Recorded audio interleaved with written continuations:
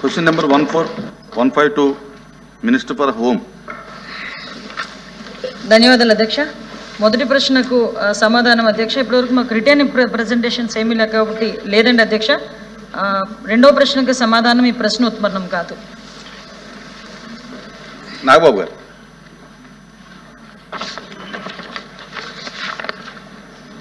ధన్యవాదాలు అధ్యక్ష. Opposition party NYP గారికి, ఇక్కడున్న మినిస్టర్స్, గౌరవ హోమ్ మినిస్టర్ గారు అందరికీ కూడా కృతజ్ఞతలు. అధ్యక్ష, డిలేడ్ జస్టిస్ ఇవాళ మనకున్న డేటా ప్రకారం భారతదేశంలో 3,30,00,000 కేసులు ఇంకా పెండింగ్లో ఉన్నాయి. ఆంధ్రప్రదేశ్లోనే 1,00,000కు పైగా కేసులు పెండింగ్లో ఉన్నాయి. డిస్ట్రిక్ట్ కోర్ట్స్లో, సబార్డినేట్ కోర్ట్స్లో 75% కేసులు సంవత్సరానికి పైగా, అలాగే 30% కేసులు 3 ఏళ్లకు పైగా సాగుతూనే ఉన్నాయి. దీన్ని కేవలం మీరు డేటా కింద మనం చూడలేము అధ్యక్ష.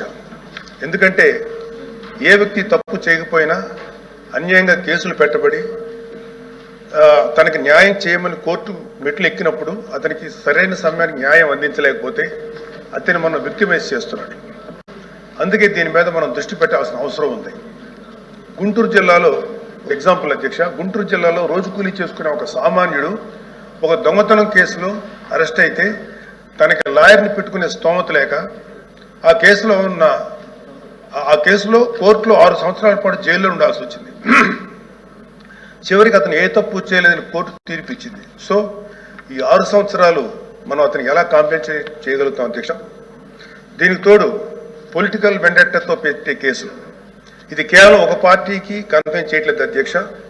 రాజకీయ కక్షతో మన జ్యుడిషియల్ సిస్టమ్ని అధికారంలో కొంతమంది వాళ్ళ కన్వీనియన్స్ కోసం వాడుకుంటే లాని వెపనైజ్ చేస్తే చాలామంది నిర్దోషులకి వాళ్ళ కెరీర్లో ఒక బ్లాక్ మార్క్గా మిగిలిపోతుంది.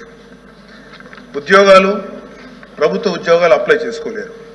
ప్రైవేట్ సంస్థల్లో ఉద్యోగాలు అప్లై చేస్తే బ్యాక్గ్రౌండ్ చెక్లో ఫెయిల్ అయిపోతున్నారు. పాస్పోర్ట్ సీజ్ చేసినప్పుడు పాస్పోర్ట్లు కనుక సీజ్ చేసే పరిస్థితుల్లో అక్కడ కూడా వాళ్ళని హోల్డ్లో పెట్టేస్తారు. అలాగే సీజ్ అయిన పాస్పోర్ట్ ల్యాప్స్ అయ్యి విదేశాల్లోకి వెళ్లాల్సిన వాళ్ళు కానీ, వాళ్ళ తల్లిదండ్రులని, వాళ్ళ పెద్దవాళ్ళని కొన్ని ట్రీట్మెంట్స్ కోసం విదేశాలు తీసుకెళ్లవలసిన వాళ్ళు కానీ వాళ్ళ పాస్పోర్ట్ సీజ్ చేయడం వల్ల చాలా ఇబ్బందులు పడుతున్నారు అధ్యక్ష. వీళ్ళకి జరిగే నష్టాన్ని మనం కాంపెన్సేట్ చేయలేం. Just because they are political involved we cannot make them scapegoats. ఇలాంటి ఫ్యాబ్రికేటెడ్ కేసుల వల్ల చాలా సమస్యలు ఉన్నాయి అధ్యక్ష. ఇలాంటి ఫ్యాబ్రికేటెడ్ కేసెస్ వల్ల జెన్యూన్గా విచారించాల్సిన కేసెస్కి ప్రయారిటీ ఇవ్వలేము అధ్యక్ష. న్యాయం కోసం కావాలని అడిగే సామాన్యుడికి మన న్యాయ వ్యవస్థ మీద నమ్మకం లేకుండా చేస్తున్నాం. ప్రజాస్వామ్య వ్యవస్థనే బలహీనపరుస్తున్నట్టు గవర్నెన్స్లో మనకి మోరల్ అథారిటీ లేకుండా పోతుంది.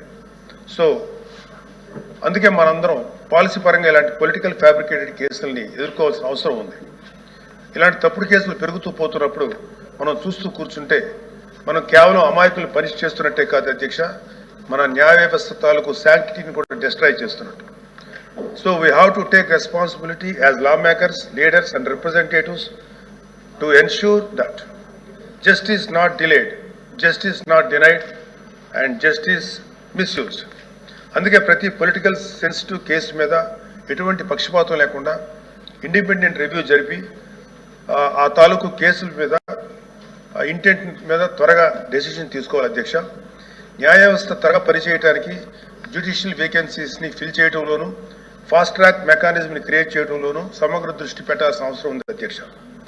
ఇవి ఏవి కూడా లగ్జరీస్ కాదు, necessities అధ్యక్ష. So what I want to end with a powerful quote by Dr. B.R. Ambedkar.